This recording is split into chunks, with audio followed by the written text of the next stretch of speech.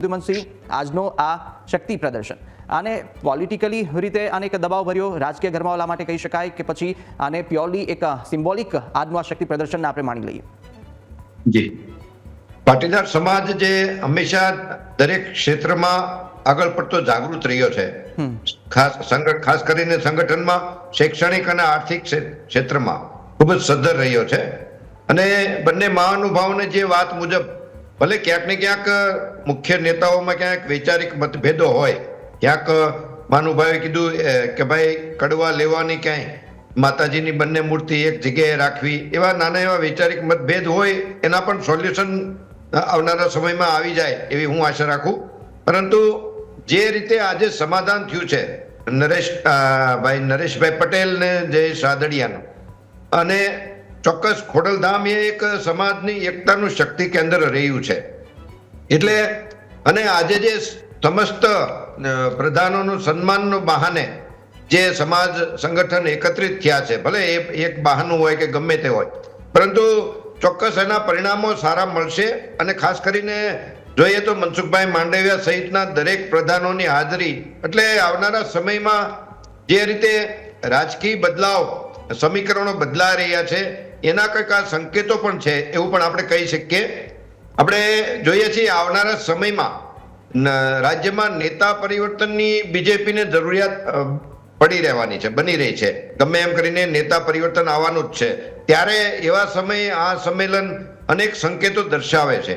અને ખાસ કરીને જ્યારે જે સંગઠિત સમૂહ છે, પરંતુ કેટલાક સમયથી લેવા પાટીદાર સમાજ નો દબદબો, રાજકીય દબદબો ક્યાંક ને ક્યાંક ઘટ્યો છે રાજકીય ક્ષેત્રમાં.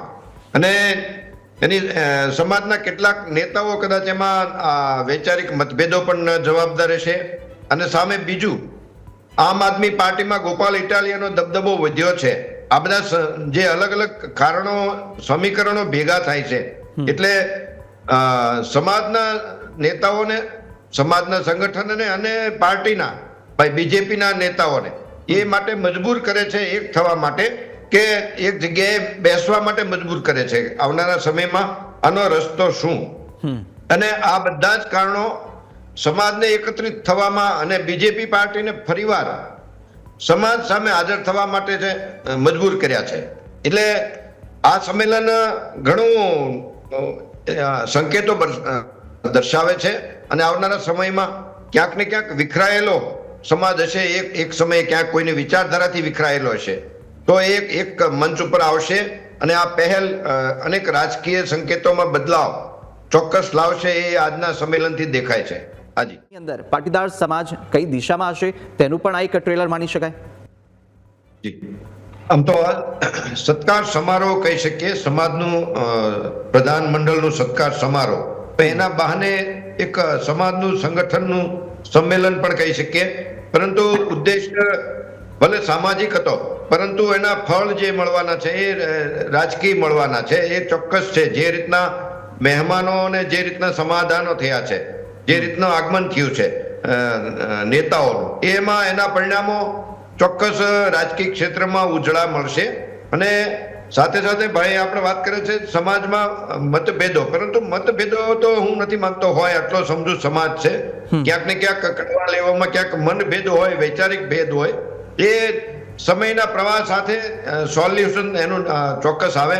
અને સરવાળે તો માતાજીના નામથી જ તે બધા ભેગા થાય છે, મા ઉમા, મા ખોડલના નામથી. એટલે એમાં કોઈ અહમ પણ ના હોય. અને કદાચ ક્યાંક ઘટતી કડી હશે, એ આવનારા સમયમાં માતાજી પોતે જ આશીર્વાદ આપીને સોલ્વ કરી નાખે.